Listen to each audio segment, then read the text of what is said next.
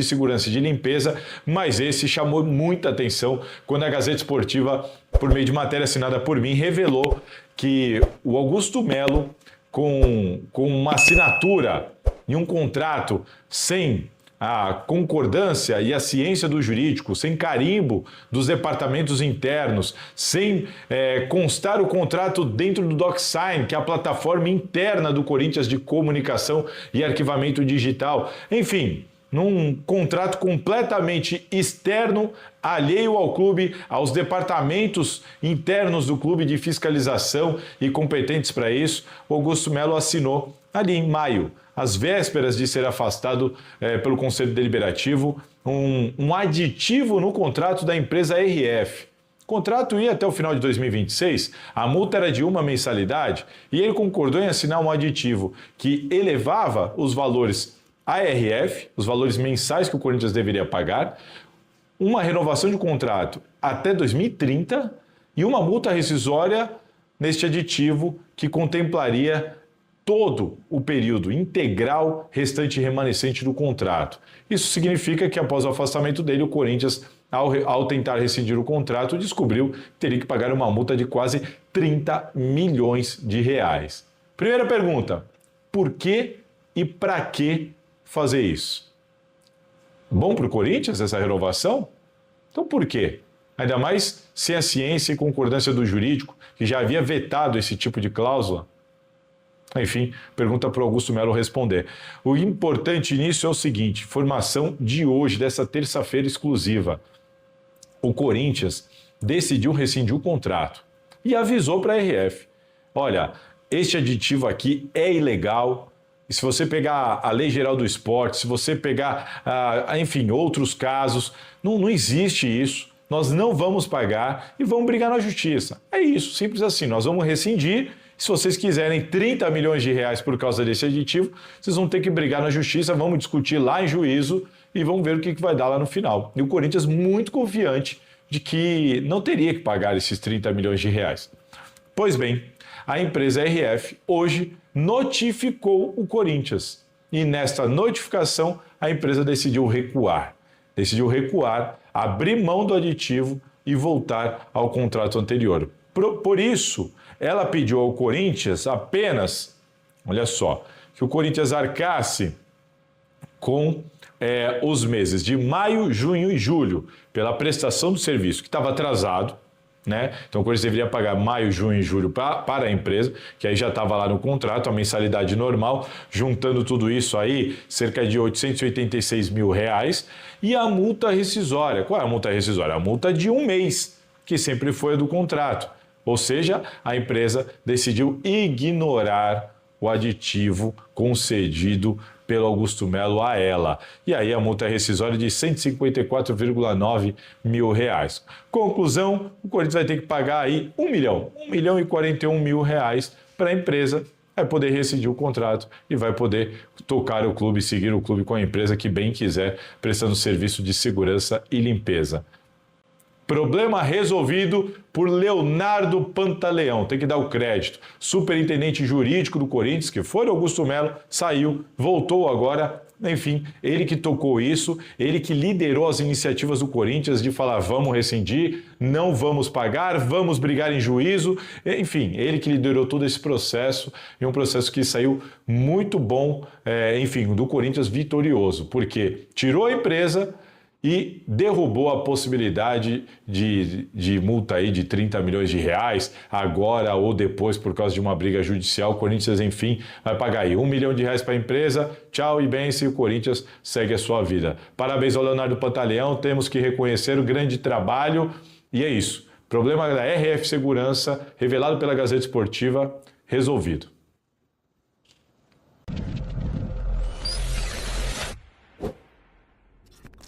E o Augusto Melo continua, de alguma maneira, tentando derrubar os apontamentos feitos pela Polícia Civil, pelo Ministério Público e acatados pela Justiça Brasileira no caso Vaidbet. Desta vez, só hoje, foram 2 derrotas judiciais. Eu já nem sei mais quantos indeferimentos eu já publiquei. Hoje, quando eu recebi um deles, falei assim, mas de novo, de qual caso que é esse? Porque é tanta gente, o Augusto Melo acionou tanta vara, tanto tribunal e tudo mais, e quando não é ele, são aliados dele. Enfim, que a gente até se perde. Hoje foram mais dois. Augusto Melo, cadê aqui? Tem o primeiro deles, pedido de habeas corpus para tentar anular as denúncias contra ele no caso Vaidbet e pediu a suspensão no processo. Contudo, a solicitação foi indeferida pela desembargadora Maria Cecília Leone, da 8ª Câmara de Direito Criminal do Tribunal de Justiça de São Paulo. Enfim, é isso. Ele entrou com um pedido de habeas corpus e o pedido foi indeferido. Uns detalhes aqui nem vem ao caso. Enfim, um outro pedido é o do Peterson Juan Aiello, inclusive, que está suspenso, né, pela Comissão de Ética do Corinthians, também sofreu um indeferimento. O conselheiro trienal havia entrado com um novo pedido para tentar derrubar o impeachment do mandatário, mas viu a solicitação ser indeferida pelo desembargador Enéas Costa Garcia, da primeira Câmara do Distrito Privado do Tribunal de Justiça de São Paulo. É isso. Enfim, o Peterson tentou derrubar o impeachment, o Augusto pediu habeas corpus também para tentar derrubar de alguma maneira as denúncias contra ele no caso Vaidbet, e ambos, de novo, mais uma vez, novamente, foram indeferidos e a gente segue atualizando vocês. O caso Vaidbet segue na Justiça, inclusive o Augusto Melo ganhou aí essa semana um prazo de 10 dias para apresentar uma defesa. Além disso, informação, o Washington Araújo, que em tese foi um dos verdadeiros intermediários e que por meio Augusto Melo ganhou um cargo no Corinthians e que também é identificado e apontado pelo blog do Macedo, do blog do Macedo, como o responsável por vazar a ele as notas daquelas compras em Guaianazes, que depois o Seedorf, então o diretor financeiro, disse que não existem dentro do clube. Enfim, esse personagem é o Washington Araújo. Ele está disposto a acionar o Corinthians, a lutar agora pelo dinheiro, assim como o Toninho Duetos e o Sandro. Ele entrou com uma petição lá no caso Vaidbet para ser parte, para poder ter vistas do processo, para ingressar, de repente, com uma ação contra o Corinthians ou contra o Augusto Melo. A gente vai ter que aguardar, mas olha, o bicho vai pegar, porque o Washington Araújo é um cara que se decidir falar, fazer alguma delação, alguma coisa assim, as coisas podem ficar bem complicadas pelo Augusto Melo, principalmente com o Corinthians como assistente de acusação, algo que o Augusto Melo está tentando impugnar, mas provavelmente também não terá êxito. Então, muita atenção em tudo isso que está acontecendo, porque a situação pode ficar complicada para o presidente afastado do Timão.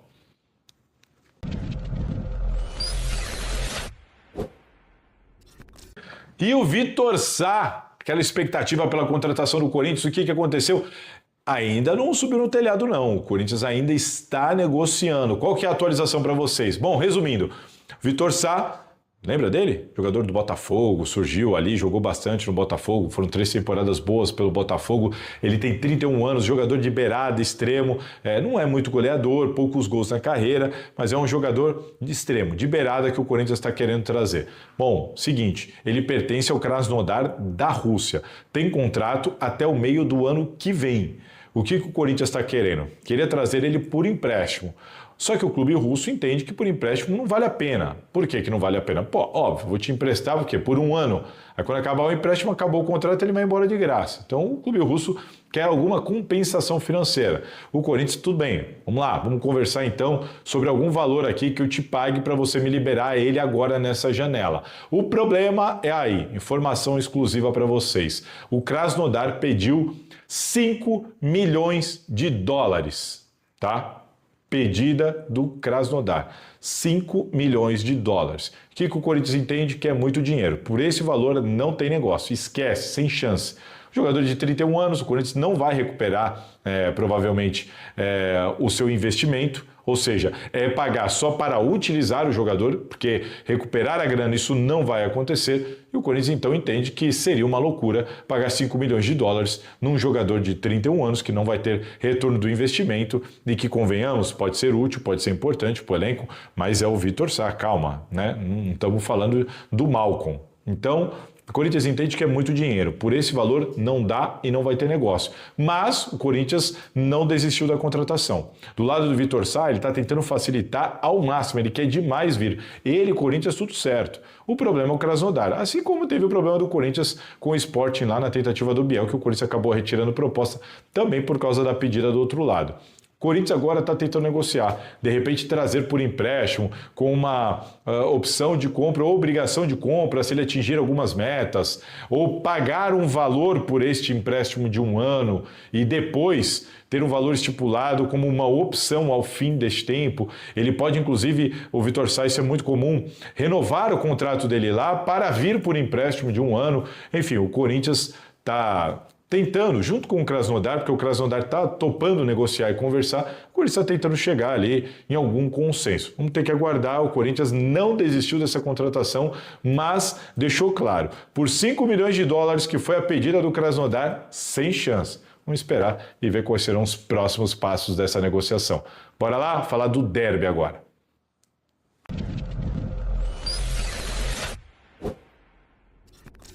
Primeiro, falar de uma atitude da diretoria do Corinthians que a Gazeta Esportiva trouxe em primeira mão.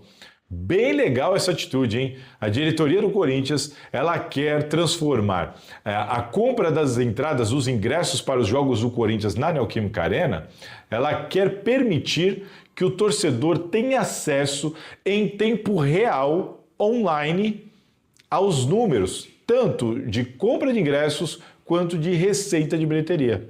Então, aquela coisa, ó, tá à venda para Corinthians e Palmeiras. E você vai acompanhando ali quantos mil ingressos já foram vendidos e o que isso vai representar de receita para o clube.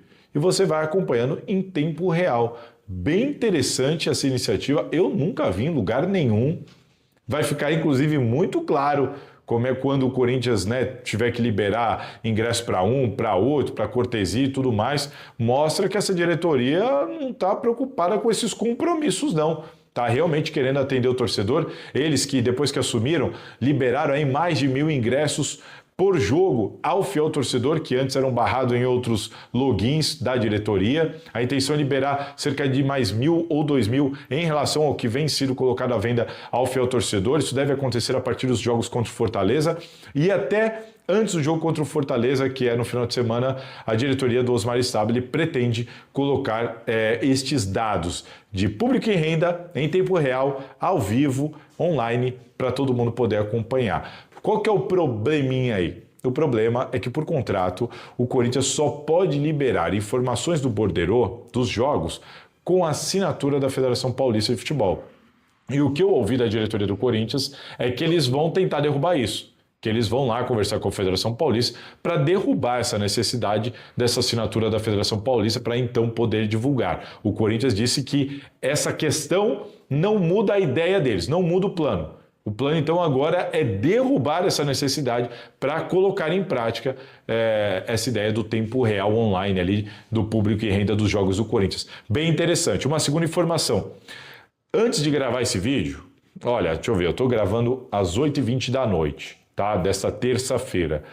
Por volta de umas 6 da tarde, 6 da noite, no início da noite, eu tive a informação de que já tínhamos atingido ali 37 mil ingressos vendidos e a receita já tinha atingido 3 milhões de reais. Antes, para dar 3 milhões, estava tendo que superar os 40 mil, né? Lembra?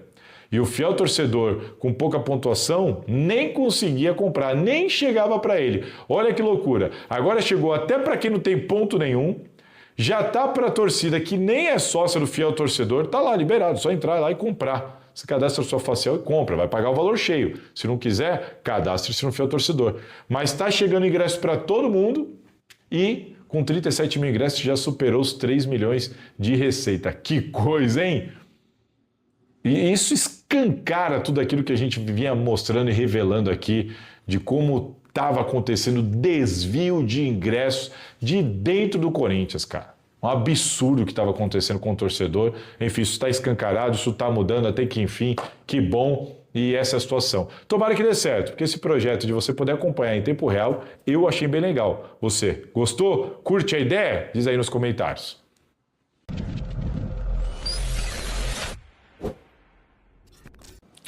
Breno Bidon ou Carrilho?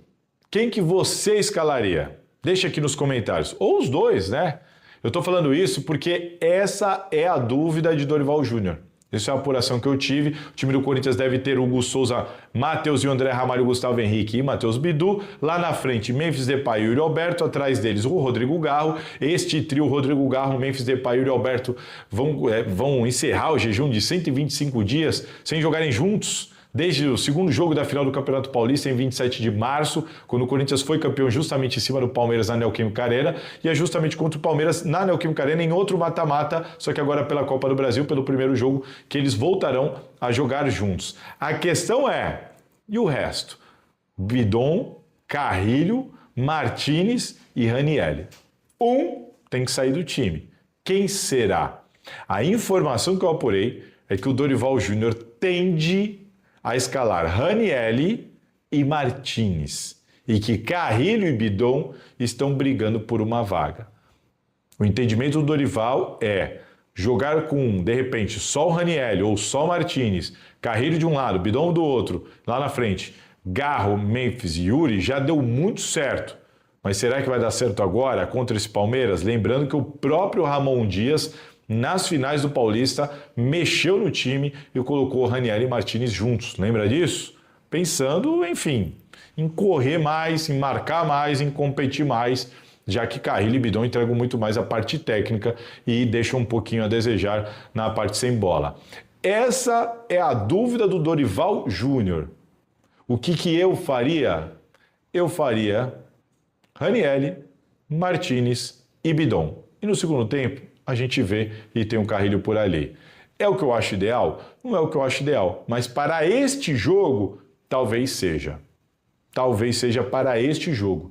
E por que o Bidon do que o Carrilho? Porque o Carrilho está devendo. Desde que voltamos do Mundial, o Carrilho fisicamente está deixando muito a desejar.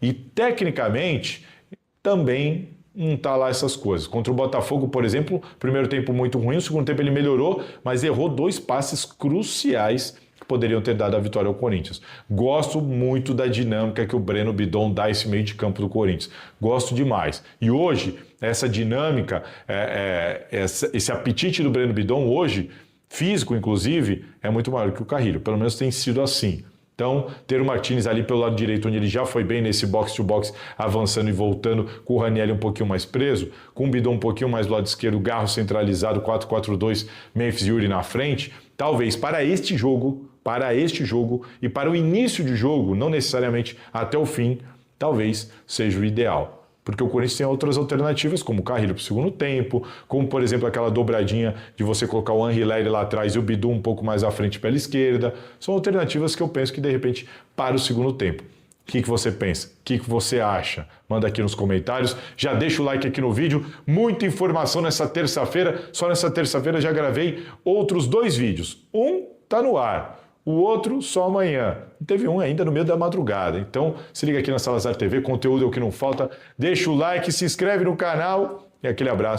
Salve, torcedor do Corinthians, seja bem-vindo ao Corinthians Fanáticos, todos os dias conteúdo exclusivo do Corinthians pra vocês. Antes de mais nada, deixa seu like, se inscreve no canal, ativa o sininho das notificações, assim você não perde nenhuma notícia do Corinthians. O Corinthians que nessa janela de transferências pode vender aí o Charles, o Rian e o Bidon e o Palácios. O Corinthians procura reforços aí na janela de transferências. Vitor Sá é o nome mais próximo aí que está em conversas na diretoria corintiana. Deixa o seu palpite, o placar para o jogo de hoje, Corinthians e Palmeiras na Neoquímica Arena, decisão das oitavas de final da Copa do Brasil. Deus abençoe cada um de vocês, tamo junto, forte abraço e vai Corinthians!